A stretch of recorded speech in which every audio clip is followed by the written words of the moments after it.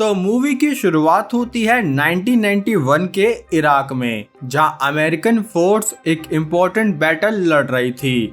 तब इस बैटल में ये माइल्स अपने कुछ टीममेट के साथ एक बिल्डिंग को कवर कर रहा था, जहां पर इनके दुश्मन इन पर फायरिंग कर रहे थे।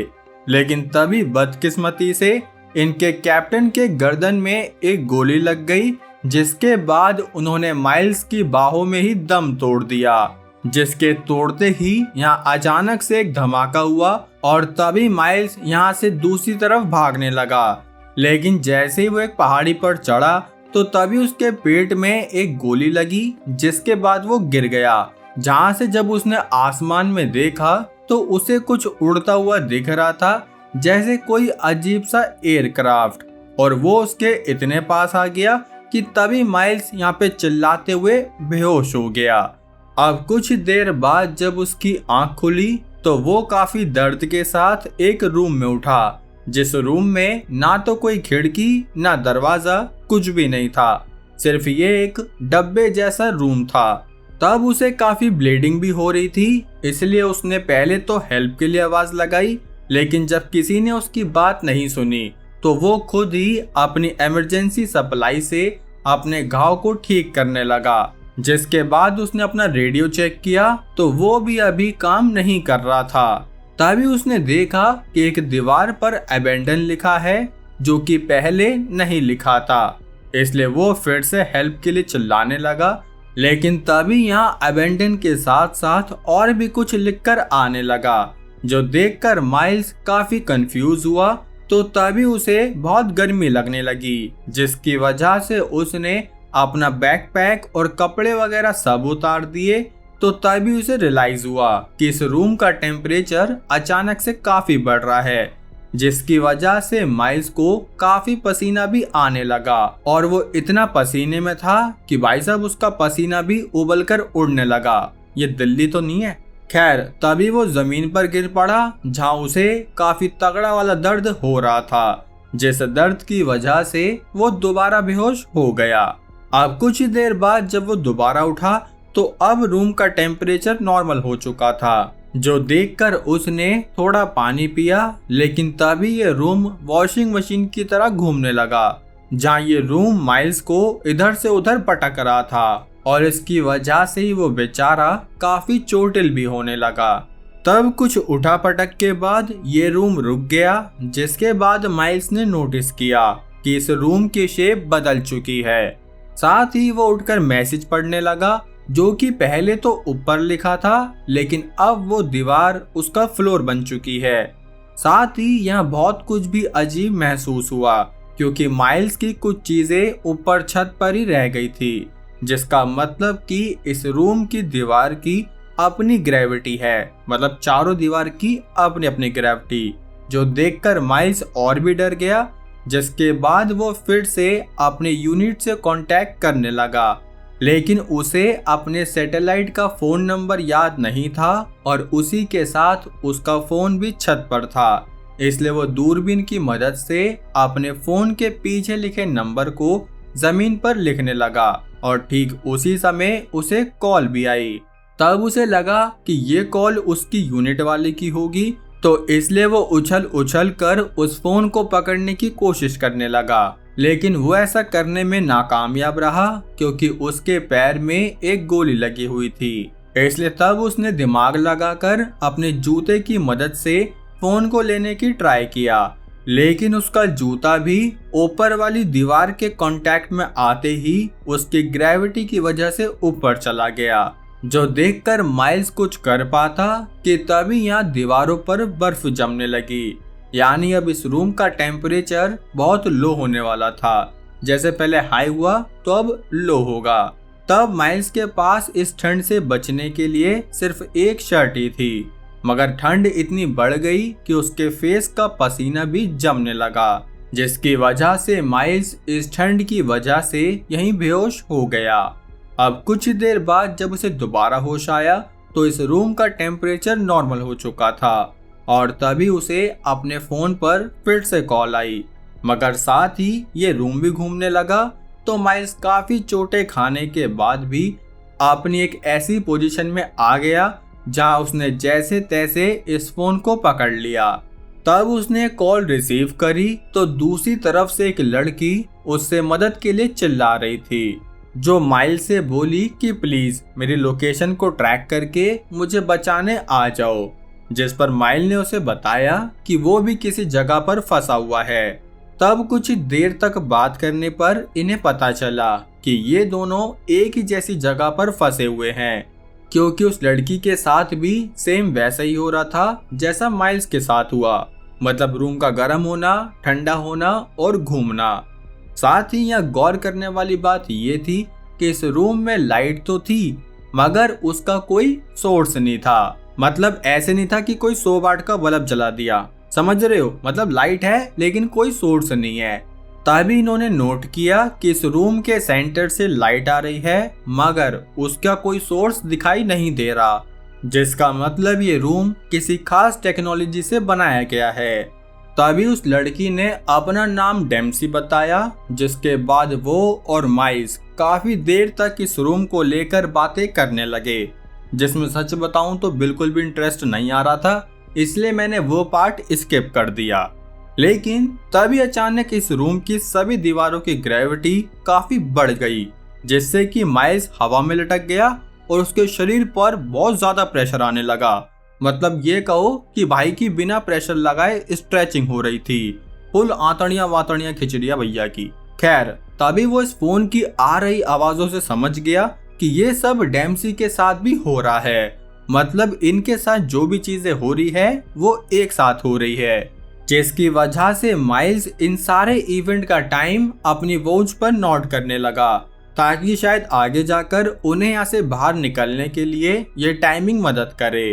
तभी कुछ देर बाद इनकी दोबारा से वही बातें शुरू हुई, जिसके बाद फिर से रूम में चेंजेस आने लगे, लेकिन इस बार रूम घूमने की बजाय श्रिंक होने लगा, यानी कि दीवारें आपस में पास आ रही थी, मतलब रूम छोटा हो रहा था, जो देखकर माइल्स की हालत खराब होने लगी, क्योंकि उसे कोई ऐसी प्रॉब्लम थी कि उसे कम स्पेस में सांस नहीं आता था।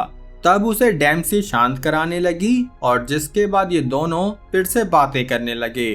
तब इन दोनों को ही रूम की दीवारों पर लिखे साइन और मैसेजेस नजर आ रहे थे, यानी जो चीज माइल्स को दिखाई दे रही थी वो हूबहू डेम्सी को भी नजर आ रही है, यानी कि ये है तो एक ही रूम में लेकिन वो रूम 4 डायमेंशनल है, जिसका मतलब मुझे ठीक से कुछ नहीं पता, बस इतना समझ लो कि ये दोनों सेम टाइम पे रूम में है लेकिन अलग अलग डायमेंशन में। खैर तभी माइल्स को एक कॉल आई, जिस पर एक आदमी उसे पोर्चुगीज में कह रहा था कि तुम्हें यहाँ से बाहर निकलने के लिए मरना होगा, और उसके ये कहते ही कॉल कट हो गई। जिसके बाद उसे फिर से डेम्सी की कॉल आई, लेकिन इस बार माइल्स ने उसे उस आदमी के बारे में नहीं बताया। जिसके बाद इनकी बातों में माइक को यहाँ पर स्पेनिश में दीवार पर एक सेंटेंस लिखा हुआ दिखा, जिसके आगे 2007 लिखा था, जिस पर वो डेम्सी को बताने लगा कि शायद ये हमारे साथ माइंड गेम कर रहे हैं, क्योंकि ये डेट तो फ्यूचर में आने वाली है। तब ये सुनकर डेम्सी ने जोर जोर से हंसते हुए माइल्स से आज की डेट पूछी, जिस पर माइल्स ने बताया कि आज 14 फरवरी 1991 है। तब ये सुनकर डेम्सी और भी हंसने लगी, जहां वो बोली कि पागल ये 2020 है, जो सुनते ही माइल्स शॉक हो गया, क्योंकि अभी तक इन्हें ये पता ही नहीं था कि ये दोनों अलग अलग टाइम के आदमी हैं। इसलिए इन दोनों को ही लग रहा था कि ये दोनों एक दूसरे का मजाक बना रहे हैं, लेकिन दोनों ही अपनी जगह सीरियस थे। तभी यहाँ पर तेज तेज आवाजें आने लगी, जिससे कि माइल्स और डेम्सी को अपने कान में काफी तेज पेन फील होने लगा। यह अनु मलिक को किसने खुला छोड़ दिया यार।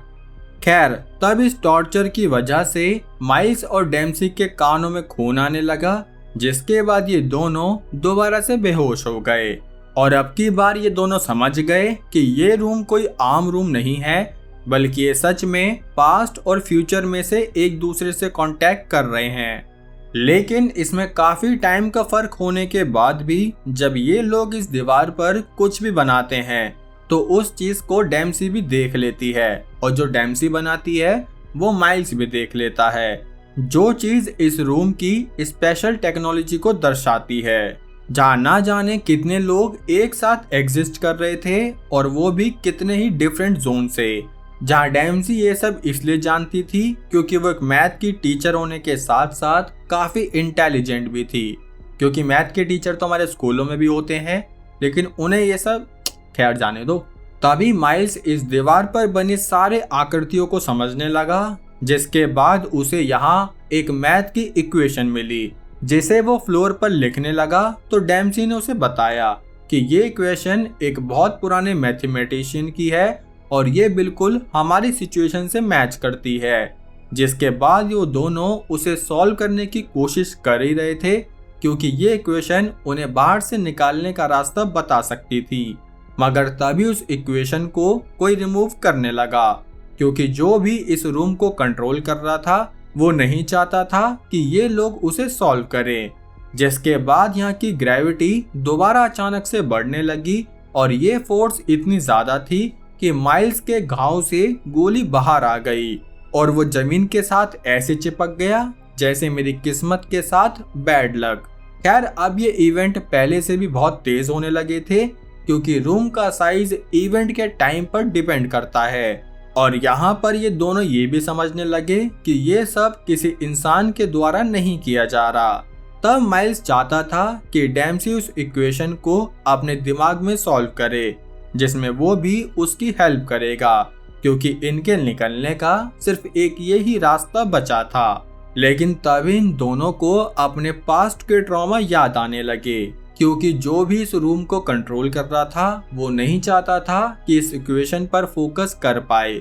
इसलिए उसने इन दोनों के पास्ट के ट्रॉमा चला दिए ताकि ये दोनों सैड होकर साइड में बैठ जाए। जिस प्लान को माइल समझ गया कि ये लोग हमें गिव अप करने के लिए फोर्स कर रहे हैं, क्योंकि वो चाहते हैं कि हम हार मान ले। मगर फिर उसने डिसाइड किया कि वो इन्हें हरा कर ही दम लेगा। जिसके बाद ये रूम और भी ज्यादा छोटा होने लगा, मान लो एकदम कबर की तरह, कि अगर अब ये थोड़ा और छोटा हुआ तो पक्का ये दोनों मर जाएंगे।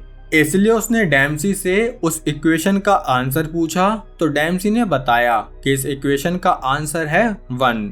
जो सुनकर माइल्स बोला कि शायद हम दोनों में से कोई एक ही बाहर निकल सकता है, लेकिन इसका दूसरा मतलब भी हो सकता है कि शायद इन्हें एक साथ मिलकर इस रूम से जीतना होगा, तभी वो यहाँ से निकल पाएंगे। इसलिए जैसे ये रूम दोबारा से श्रिंक होने लगा तो तभी इन दोनों ने एक साइड से एक जगह फोर्स लगाया, जिसकी वजह से वो रूम यहीं टूट गया। और तब ये दोनों एक दूसरे के आमने सामने आए, जहाँ इनके साथ और भी लोग थे जो अलग अलग देशों और टाइमलाइन से आए थे। मतलब इन दोनों ने उन एलियंस को हरा दिया, जिसके बाद सभी लोग गायब हो गए और माइल्स की भी आंख दोबारा खुली। तो उसने खुद को उसी इराक वाली बैटल पर पाया, जहां पर सारे के सारे यूएस मिलिट्री के सोल्जर थे, जो कि किसी चीज को देखकर घबरा रहे थे और उनके पास एक इराकी लड़की भी थी। और वही हम माइल्स के पीछे एक आदमी को भी देखते हैं जो कि मोबाइल से फोटो ले रहा था, जिसका मतलब कि माइल्स 2020 में आ चुका है। और तभी ये मूवी भी खत्म हो गई। तो दोस्तों इस मूवी में क्लियर कट तो कुछ नहीं पता चला, लेकिन जैसा मैंने दिमाग लगाया है कि शायद इन लोगों को कुछ एलियंस ने पकड़ा होगा जो कि ह्यूमन पर एक्सपेरिमेंट कर रहे होंगे कि आखिर में ये लोग एक साथ मिलकर काम करेंगे या फिर एक दूसरे से लड़ते लड़ते ही मर जाएंगे। एज पर माई थ्योरी मुझे यही सही लग रही है। बाकी आपको जो सही लग रहा हो मुझे कमेंट करके जरूर बताना। बाकी आप चैनल पर नए हो मेरे भाई तो सब्सक्राइब भी कर लेना। इसी के साथ अब हम मिलेंगे हमारी अगली वीडियो में, तब तक के लिए जय हिंद।